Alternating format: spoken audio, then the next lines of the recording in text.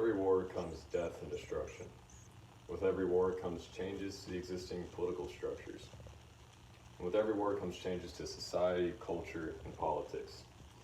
In World War II, all these changes occurred on scales like we'd never seen them before, in nearly every corner of the world.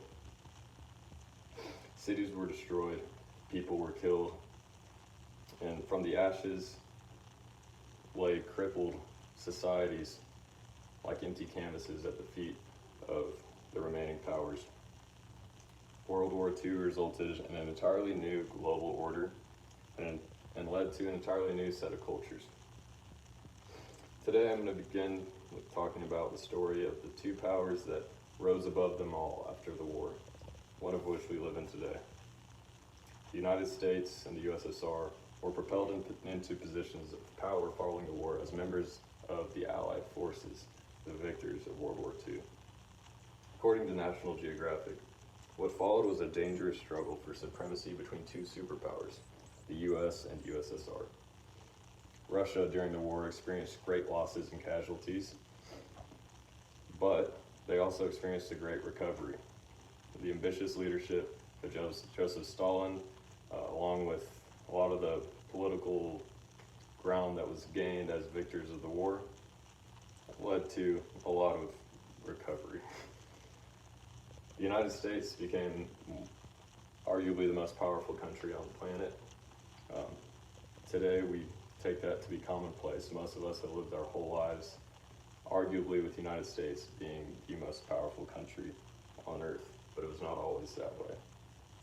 According to the National World War II Museum,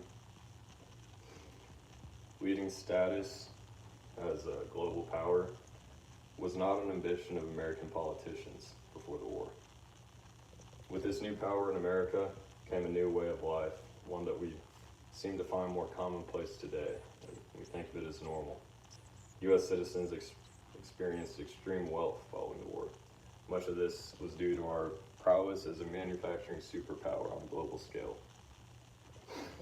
According to Encyclopedia Britannica, by 1945, the United States was manufacturing more than half of the goods produced in the world. U.S. exports exceeded a third of global exports, and the U.S. held 2/3 of available gold resources. This prowess on the global scale resulted in new ways of life within the country. According to the National World War II Museum, the new prosperity led to a rise of a consumer society across the U.S., with emerging middle class eagerly purchasing goods such as cars and televisions.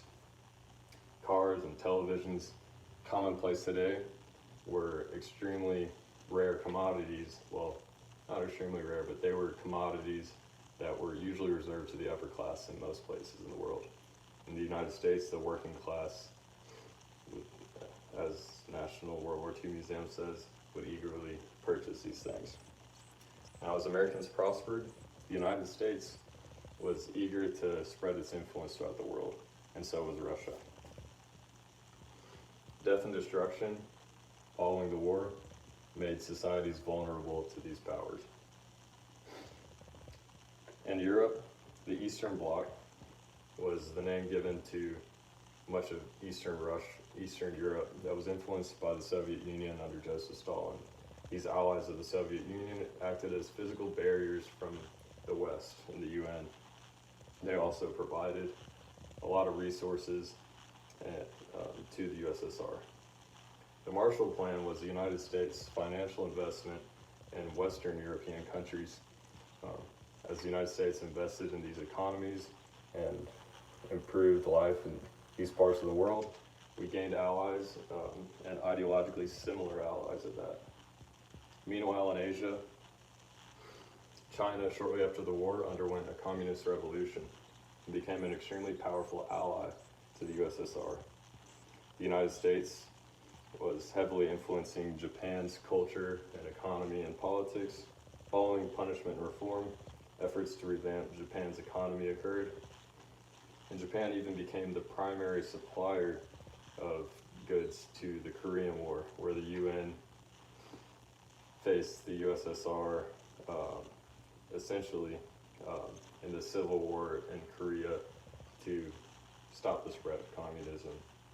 At least that was the idea. Now, we commonly say that history repeats itself. Following World War II, the United States and the USSR underwent a commonly referred to Cold War, commonly referred to as the Cold War. After decades of Cold War, this war ended in 1989 with the fall of the Berlin Wall, and now, over 30 years later, the war in Ukraine seems to be some sort of remnant of this conflict. However, despite everything that's happened since, World War II seems to be the biggest in changing the world order and in changing culture of them all. World War II gave rise to the modern global structure and led to a modern culture like we see today. Thank you.